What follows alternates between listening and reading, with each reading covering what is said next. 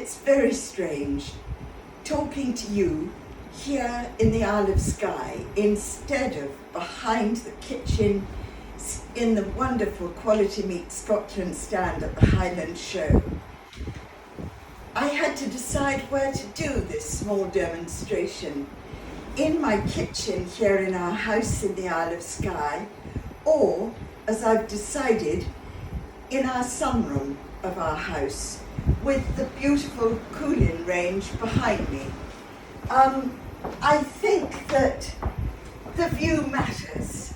After all, in lockdown, we're all in our different parts of Scotland, and I think we need to remind people of the beauty of the country that we're lucky enough to live in, every bit as much as the wonderful produce that is grown, raised and produced here in Scotland.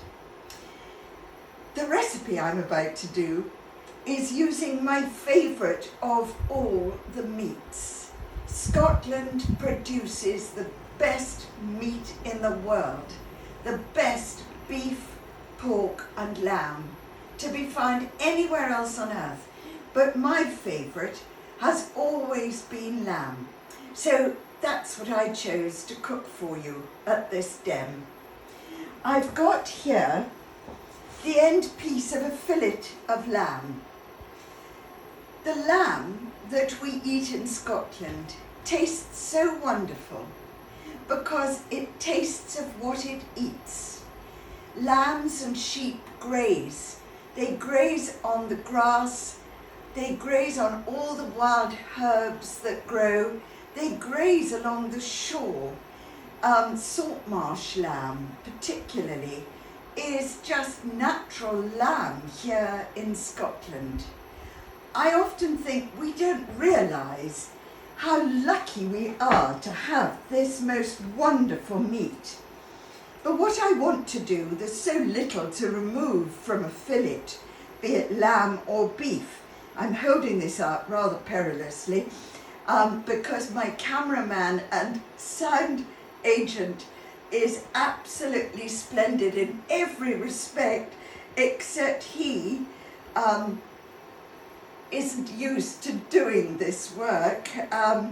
And he is, of course, the man I woke up beside this morning, my husband of 51 years, Godfrey. So we're trying to make this as good as possible for you watching. And we don't want to let down the wonderful Quality Meat Scotland, whose brilliant idea to do these demonstrations instead of actual appearances at the Highland show is such a good idea, so typical of Quality Meat Scotland, who I love and admire. Now I'm trying to remove, can you see, expert cameraman, this silvery membrane from the surface of my little piece of lamb fillet. I've prepared the rest of the fillet. The fillet, you'll know I'm sure, is found on the underside of the loin. And it's a part of the animal which has very little movement. Therefore, it is so lean, but it still has wonderful flavour. I'm cutting this into thin strips because I'm making a summer stir fry. Now, I think during this time, these many weeks of lockdown, I think we've all become far more aware of health and of what we eat. No longer do we have the excuse of not having time to cook properly, of popping into a supermarket on our way home from work to buy a ready meal. I'd like to think that we've become aware, even if we weren't to start with 3 months ago at the beginning of lockdown, we've become aware now of what we have available to us throughout Scotland. Scotland is a treasure trove of food producers, be they farmers, be they fishermen, be they dairy farmers, cheese makers. They are the hardest working bunch of people. Now, I just put my bits in that receptacle there. Here is the rest of my prepared lamb fillet, lean and tender and sliced into strips, sort of little finger in length. I'll get rid of that. In my pan here, I'm going to put some Khalees rapeseed oil, and it's got chilies in it, which I love. Now, we produce wonderful rapeseed oils throughout Scotland. This from Khalees is the nearest to the Black Isle. I love that made by Macintosh of Glendavney. But wherever you live in Scotland, you will find wonderful rapeseed oils. I'm just sloshing this all over the surface of my pan. And now I'm adding some of the strips of lamb fillet. Now, add them in small amounts. We want to sear them and we want them to cook through. That's why I'm just adding a handful at a time and stirring it round in the rapeseed oil like that, so that it gives the meat a chance to cook evenly. If I just tipped in the entire contents of my bowl of lamb fillet strips, then it would seep, the heat would reduce and the lamb would seep juices and stew rather than sear in the heat of the rapeseed oil in my pan. I always maintain that lamb is the most versatile of our three meats. Lamb truly is a 12-month usable meat. Lamb belongs in the winter in a warm stew or casserole with root vegetables. Lamb is just as good cooked on a barbecue in the form of marinated lamb chops, or in a gentle stew for cold days like this is, with tomatoes and onions and garlic.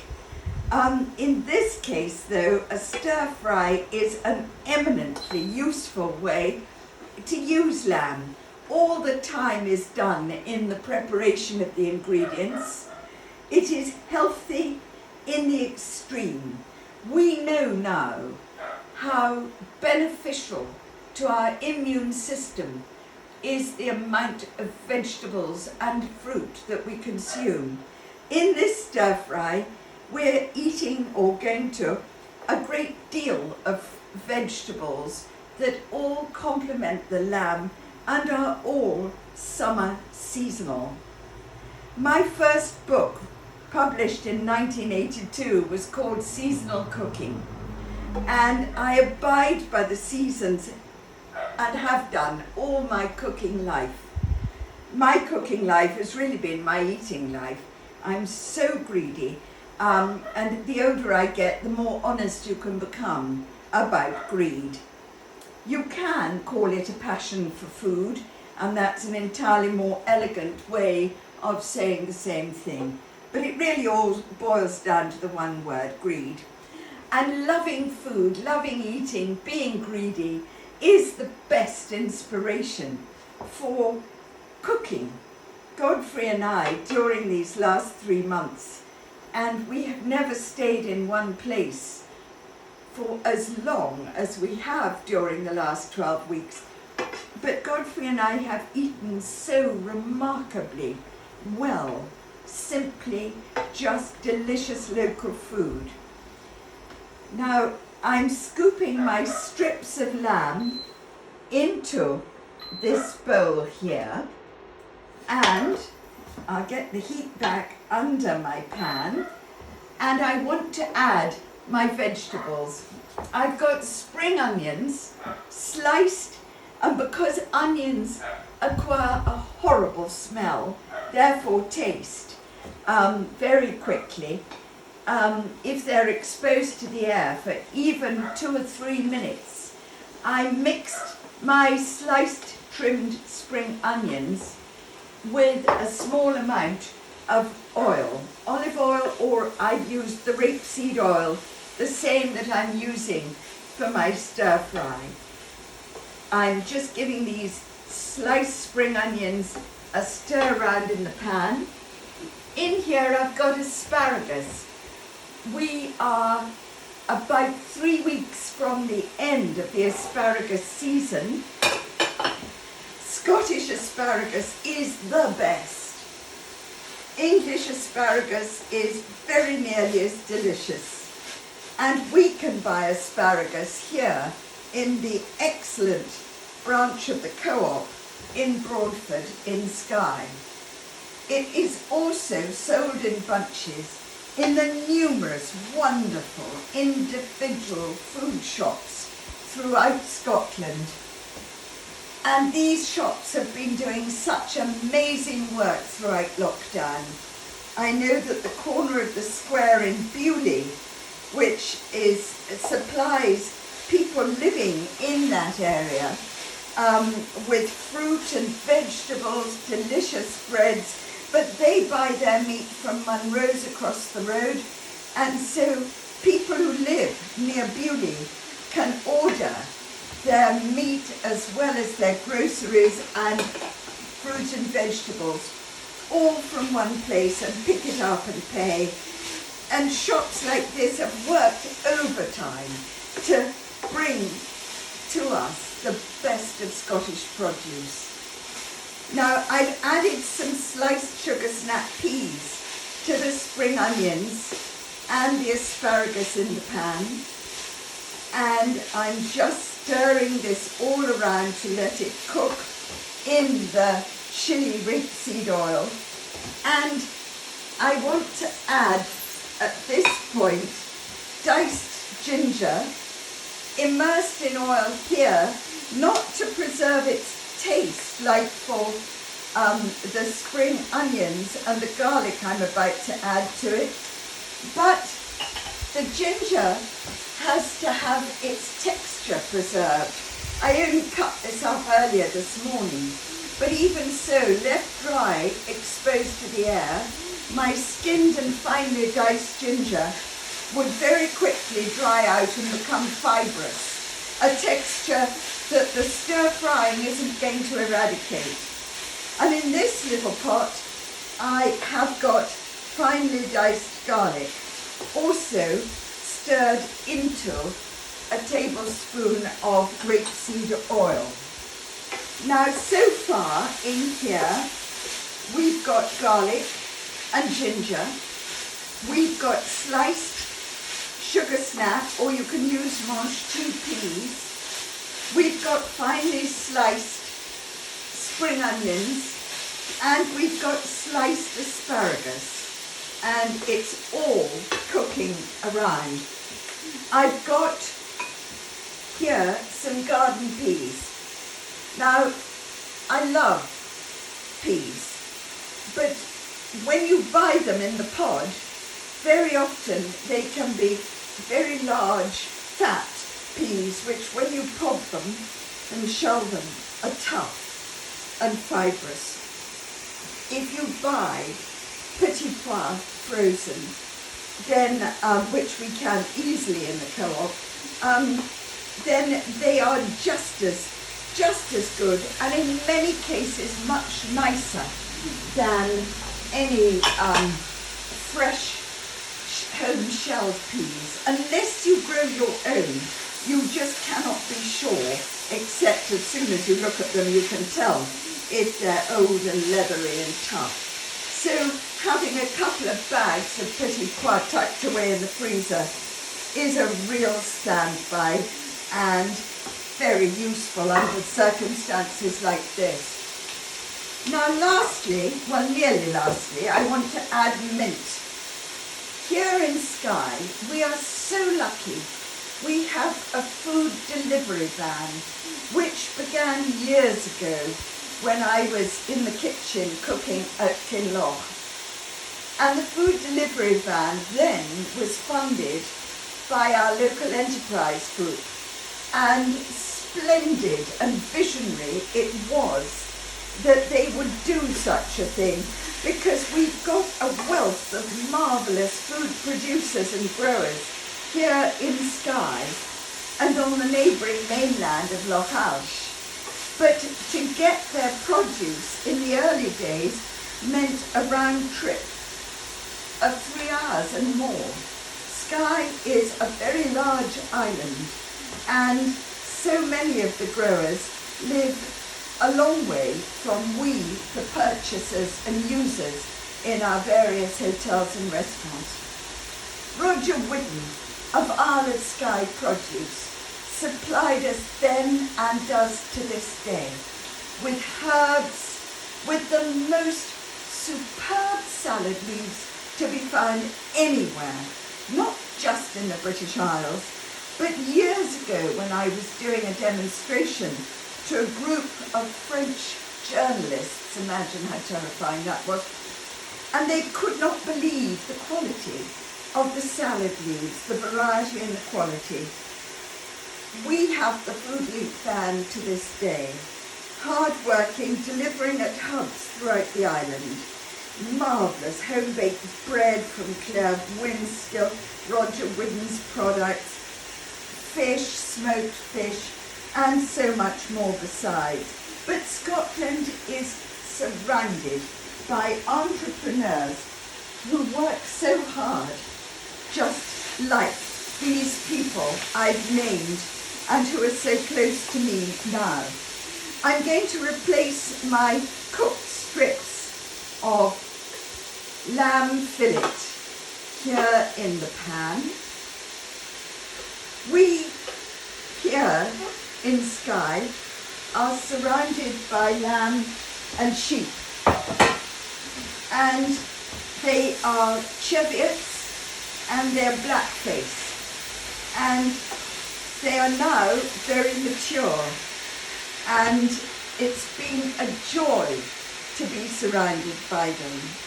At Kinloch we have no lamb immediately around the houses there, but we do in our home here in Skye. I haven't seasoned my stir fry yet, so never too late. A good grinding of black pepper.